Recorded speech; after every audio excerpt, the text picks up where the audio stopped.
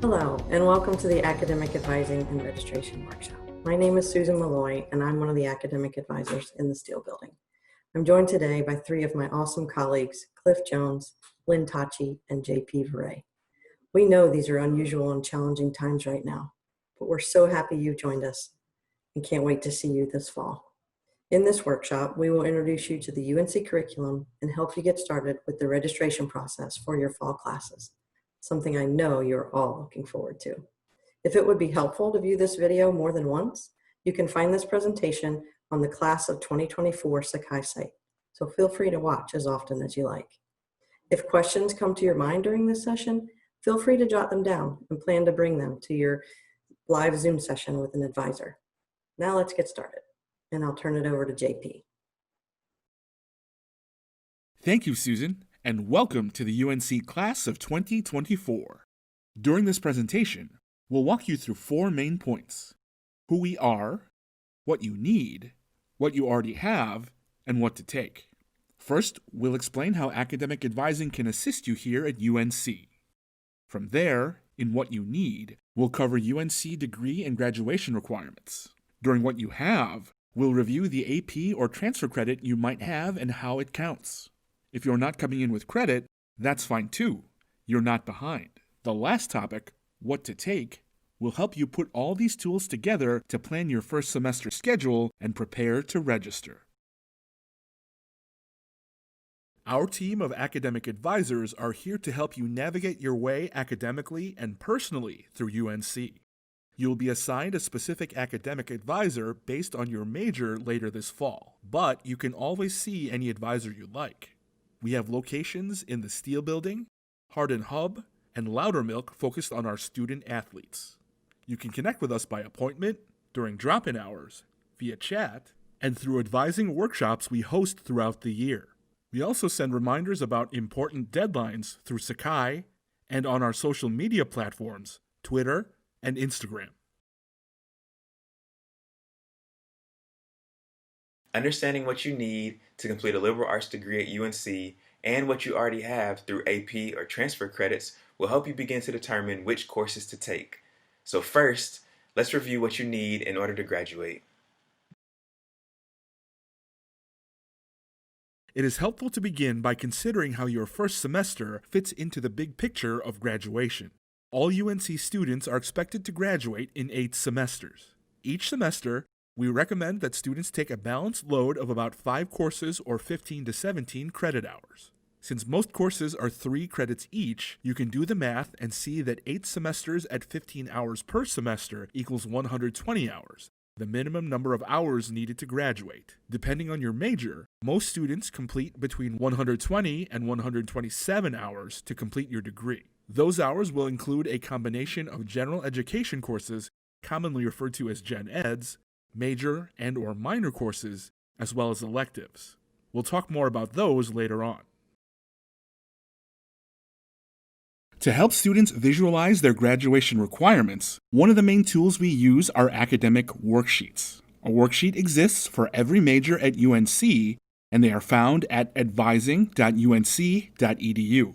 On this undecided worksheet that will gradually be shown here by category, you'll see that the general education requirements consist of 4 categories: foundations, approaches, connections, and supplemental education. Foundations are courses that teach foundational skills.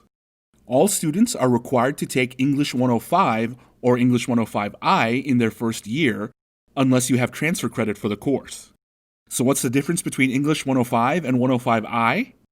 English 105I are writing courses in specific disciplines like business, law, natural sciences, or the humanities. Students in English 105 write assignments in a variety of disciplines. Either course satisfies the Gen Ed requirement. For the next foundations requirement, you will need to complete through the 3rd level of a foreign language. If you want to continue the language you took in high school, your AP or IB scores or your UNC language placement score will determine which level of language you place into. Or you can start level 1 of a new language. We'll talk more about language placement later on. Quantitative reasoning, or QR, is a course that develops analytical skills such as math or statistics. Some majors require specific courses to satisfy this requirement, which you can find on the academic worksheet for your intended major. The last foundation is Lifetime Fitness, or LFIT, which is a 1-credit course. We recommend that you take it in your first year, but it's not required. Only one LFIT can count towards graduation. You may have AP, IB, or transfer credit that fulfill some of these requirements. We'll discuss those details shortly. The next category is approaches. Approaches are courses that examine distinct approaches to knowledge. You need to complete 2 physical and life sciences, one of which requires a lab. Keep in mind that with most lab science courses, you must register for the lecture and the lab separately. You also need to complete 3 social and behavioral science courses, which must come from at least 2 different departments, and at least 1 must be a historical analysis course. Finally, you need to complete 3 fine arts and humanities courses, which includes a visual and performing arts, a literary arts, and a philosophical reasoning course. Notice the 2-letter codes next to each Gen Ed, such as VP, HS, and LA. These codes are called class attributes, and you can use them to search for Gen Ed courses in Connect Carolina. Connections are courses that build on knowledge and encourage interdisciplinary conversations. Unlike the approaches, one course can meet more than one Gen Ed requirement within the Connections category. You'll notice here that you must take a second QR or QI quantitative intensive course. The final piece to the Gen Ed curriculum is supplemental education. Supplemental education is required only for students completing a BA degree with a single major. Students must take 3 courses greater than 199 from academic disciplines outside of their major. If you plan to complete a double major or a minor, you are not required to complete supplemental education. Now that was a lot of information, but keep in mind, you have 8 semesters to complete your general education requirements. You do not need to complete them all in your first year. Also, remember that many courses can satisfy multiple requirements. In our Zoom group advising session, we will demonstrate helpful resources for choosing courses and tracking your progress towards graduation. Okay, so we've talked about the Gen Ed so far. The next phase of the curriculum includes your major. Hopefully you've had the chance to view our More Than Just a Major session to learn more about the majors we offer.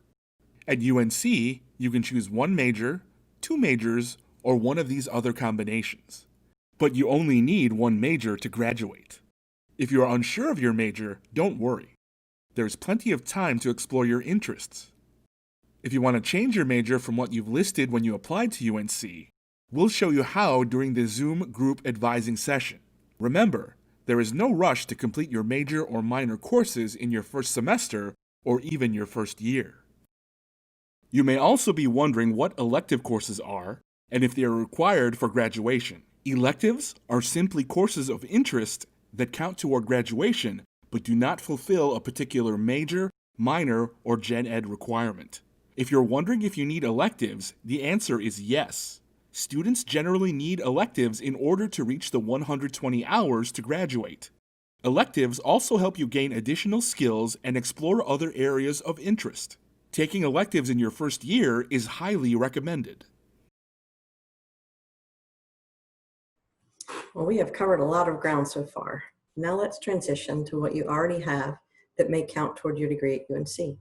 Remember that understanding what you need to graduate and considering what college credits you already have completed toward your degree through advanced placement, transfer credits, etc., this will help you narrow down the types of courses that you should take in your first semester. The curriculum at UNC is designed for students to finish their degree without the need to bring in credits from outside of the university. However, some of you may be bringing in college credit hours from courses you took in high school, dual enrollment, early college, or placement tests. Knowing how your previous coursework counts toward your degree at UNC will help you determine which courses to register for this fall. 3 ways you may see your previous coursework listed in Connect Carolina are BE, PL, or TR. BE credit stands for by exam, which is credit earned through qualifying AP and IB scores, A-levels, and other international credits. BE credits can only satisfy Gen Ed requirements major requirements, and/or electives. Check the UNC admissions website to match your scores with the courses and credit awarded. PL credit stands for placement, which exempts you from a particular course, but no credit hours are awarded toward your degree. Common courses where you might see a PL are in math and foreign language. TR credit, or transfer credit hours, are earned through courses taken at a community college or another four-year institution. Some of you may have earned credit through dual enrollment or early college. You may be wondering if it's okay to repeat a course that you have already earned credit for if you feel the need to refresh yourself on the material before moving on to the next course. This is perfectly fine, although remember that you cannot earn credit hours for the same course twice. To review what we've talked about so far, let's consider your degree in terms of pieces in a pie chart. The UNC curriculum is designed to be completed in 8 semesters, but each of you will have a slightly different looking pie chart based on several factors, such as the credits you bring in and the major you choose. With that said, you can see that the Gen Ed requirements make up a large portion of your degree. Most majors only make up approximately a quarter of your degree, which is why it's not a concern if you are not able to register for a major course in your first semester. This leaves the remaining portion of your degree up to your personal choice, which you might fill in with elective courses, a minor, a second major, pre-med requirements, or even graduate school prerequisites.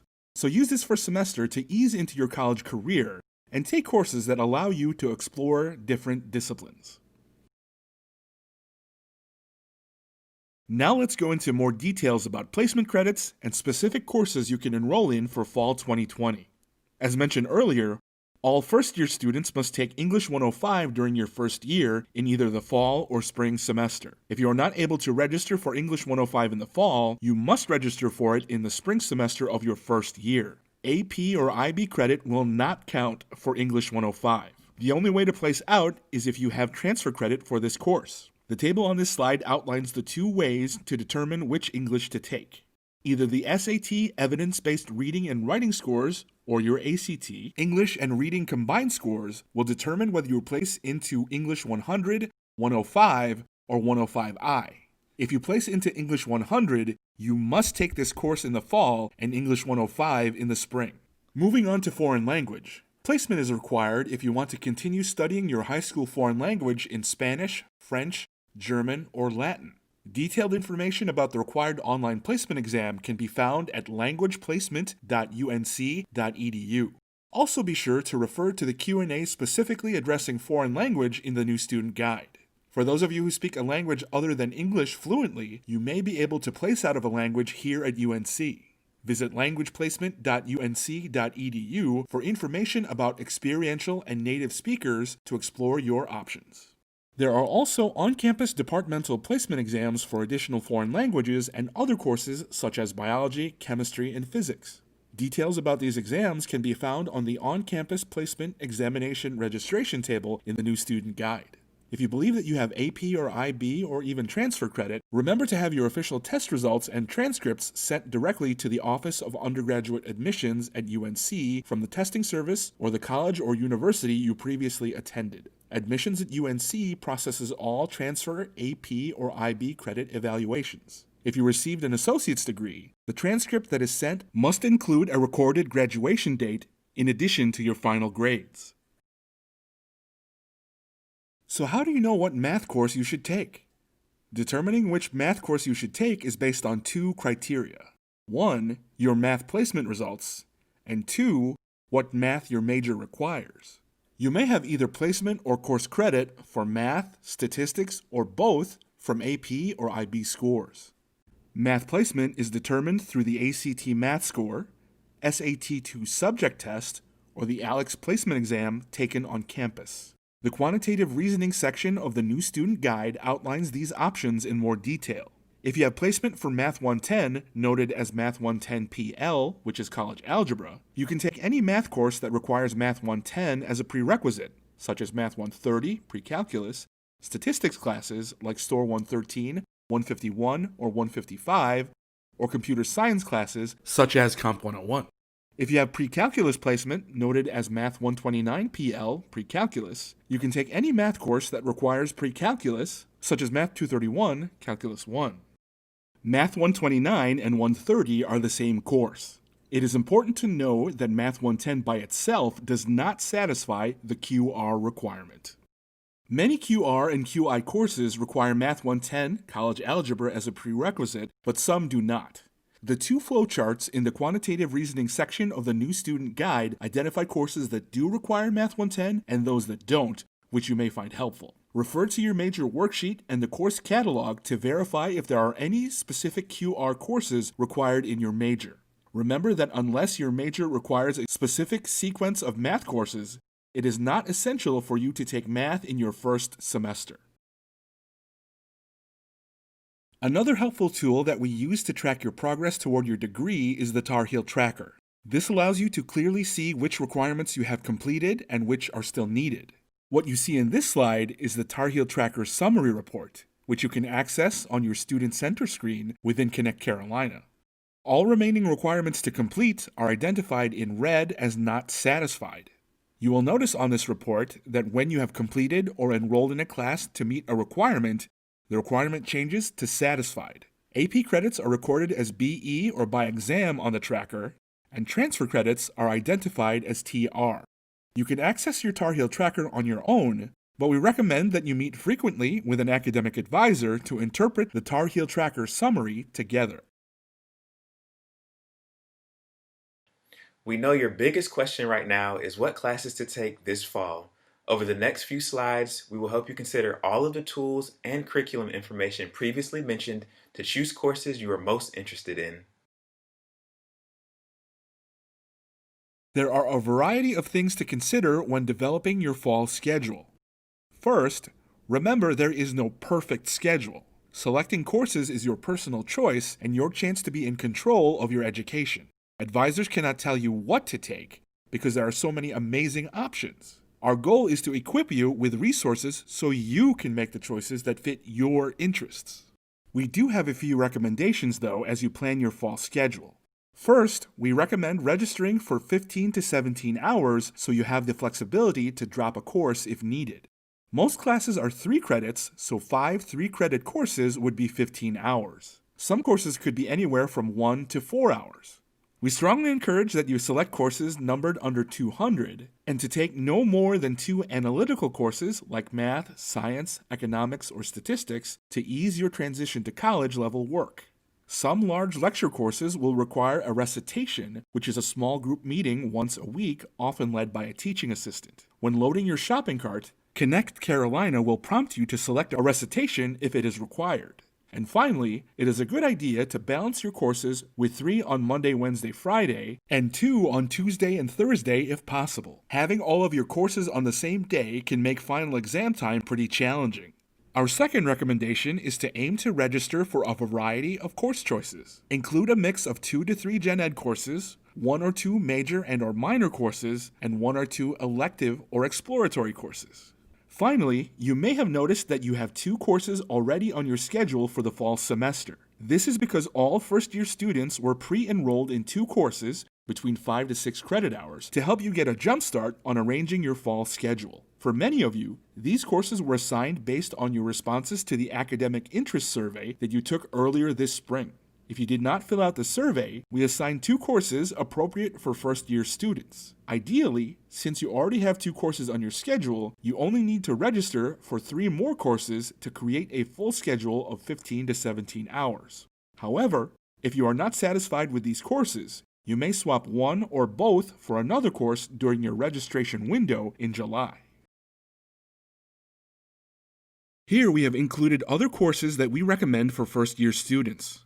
III stands for Ideas, Information, and Inquiry, and can be found as course numbered IDST 190. This type of course is team taught by 3 professors in 3 different departments. These courses help illustrate how connections can be made across disciplines. Other exploratory and transition courses include Education 101, a life development course designed for first-year students to help you thrive at Carolina. Biology 117 is a good fit for those exploring the pre-health field. And Education 111 is ideal for students who are exploring their career options. First-year seminars are courses numbered below 99 that count toward graduation as a Gen Ed, major requirement, or an elective. First-year seminars offer a small class size with creative topics, group discussions, and project-based learning. Now let's take a moment to review what a balanced class schedule looks like. Be sure to take note of the variety of courses in the 2 samples shown here. Variety can help create balance in your class schedule. A few points for you to take away from this presentation are: 1. There is no perfect first semester schedule, and no one has failed to graduate because of their first semester schedule. 2. A class schedule will look different for everyone based on different academic interests. 3. Remember that electives do count toward graduation, and they are okay to have in your first semester schedule. And 4. Be open to different course options and willing to be flexible with your course selection. Now that you have a few tips for how to create your schedule, you should think about what courses you want to add to your shopping cart. Your cart on Connect Carolina is like an Amazon shopping cart. Your goal is to narrow down the list of courses we offer to the 30 to 40 you'd be interested in taking and put them in your cart. Of these 30 to 40 courses, we recommend a majority to be different classes, but it is always a good idea to load multiple sections of the same course in case the first section you try is closed. The more courses you load, the more prepared you'll be on registration day. How will you decide which courses to add to your cart? Again, think about possible major or minor courses. Look for those that fulfill Gen Ed requirements you haven't fulfilled, or have fulfilled and want to take another, or elective or exploratory courses based on your interest. Have you always wanted to take a women's studies class, or maybe a poetry class? Now is your chance. It is also a good idea to load courses that appear closed because there is a chance that seats in these courses could open up on your registration day. The more work you do up front to load your shopping cart with lots of choices, the more prepared you will be and the more comfortable you'll be during registration time. How and where do you find the courses to take? Throughout this PowerPoint, we have referenced a variety of resources to help you prepare for registration, determine how your current credit earned counts toward your degree, and explore different majors.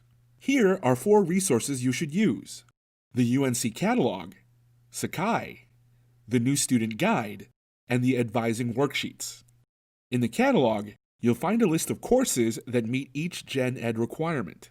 Not all courses listed are offered every semester, but it is a good place to explore class descriptions and see which courses meet each Gen Ed.